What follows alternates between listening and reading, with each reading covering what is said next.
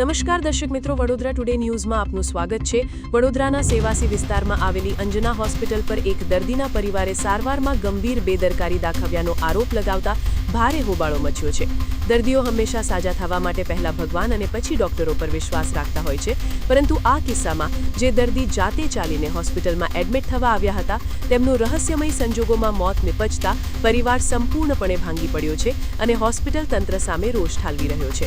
અહીંયા મારા સસરાને પગ સોજાને એમ ચડાતા એમને ખાંસીને એમ બહુ ચડતી હતી, તો અમે આચરણના દવાખાના ત્યાં પહેલાં એ પૂછી ગયા ટ્રીટમેન્ટ થશે, તો એમને હા પાડી અહીંયા સારવાર થશે, સારું થઈ જશે એવું કરીને એમને અહીંયા આગળ અમે કાલે સાજા લઈને આવ્યા, પગે ખાલી સોજા ને ખાંસી બહુ ચડતી હતી।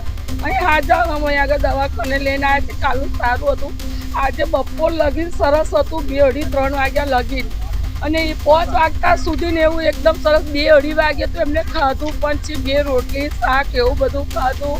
5 વાગ્યા હતા એ લોકો ક્યાં એકદમ જ મારા જેઠની જોડે સહી કરાવી લીધી કે તમે સહી કરી લો ભાઈ, તમે સહી કરી લો, કે તમે સહી કેમ નથી કરતા, કે એમ કરી મારા જેઠની જોડે છેતરીને સહી કરાવી લીધી। અને પછી એવું કે છે તમારા કેસને આવું થઈ ગયું છે, કે એમ કરીને અમને આવું કરે, આ દવાખાનું કામનું નથી ભાઈ, અમને ન્યાય અપાવો। નામ હતું ગુલાબભાઈ બાબરભાઈ। કયા હોસ્પિટલમાં લઈને આવ્યા? આ અંજના હોસ્પિટલમાં। હવે તમારી શું માંગ છે? અમારી માંગ એવી છે કે આ હોસ્પિટલ બંધ જ કરાવી દો, અમારે ન્યાય જોઈએ, તમારે બીજું કશું નથી જોતું, અમારો કેસ સાજો હતો, અમારો કેસ સાજો હતો। કાલ મારા સસરાને ખાલી પગે સોજા જતા એમને ખાંસી થતી હતી, બીજું કશી એમને તકલીફ નથી। આ લોકોએ આગળ અમારા કેસ બગાડી કાઢ્યો છે લોકોએ। તમારું નામ? મારું નામ શિલ્પા છે। મારા પપ્પાનું ખબર જોઈ ગયો 4:30 વાગે, તો મને એવું કીધું કે અભી નહીં જવાનું, એમાં ગુસ્સા 5 વાગે હું 7 વાગે આવીશ, તો મારા પપ્પાએ મને હાથ કર્યો, બૂમ પાડી।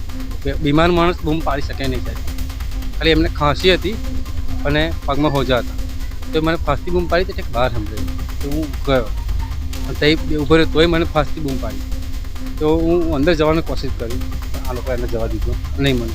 તો પછી મેં 5 વાગે જ્યારે એમનો રૂટ છે ને ત્યારે ગવાની કોશિશ કરી, તોય મને જવા દીધો નહીં, અને જેવો જ બહાર નીકળ્યો ને એમાં હશે થોડોક ટાઈમ છે ને હું અંદર જઈશ, અને એ લોકોએ ભાગ દોડ ચાલુ કરી દીધું।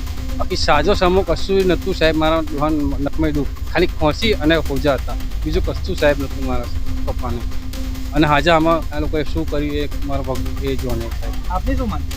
અમારે ન્યાય જોઈએ મારા પપ્પાને, અને મારી માને આગળ કોઈ ટેકો નહીં સાહેબ, અમારા 2 છોકરા જ છે, અમારે એવી નોકરી નથી, અમારી રિક્ષાઓ છે કરીને જીવે છે, અમારે ન્યાય મળે, અમારો ગુજારો ચાલે એવું થાય। તમારું નામ? લક્ષ્મણ। આવા જ તમામ લેટેસ્ટ અપડેટ માટે જોતા રહો વડોદરા ટુડે ન્યૂઝ।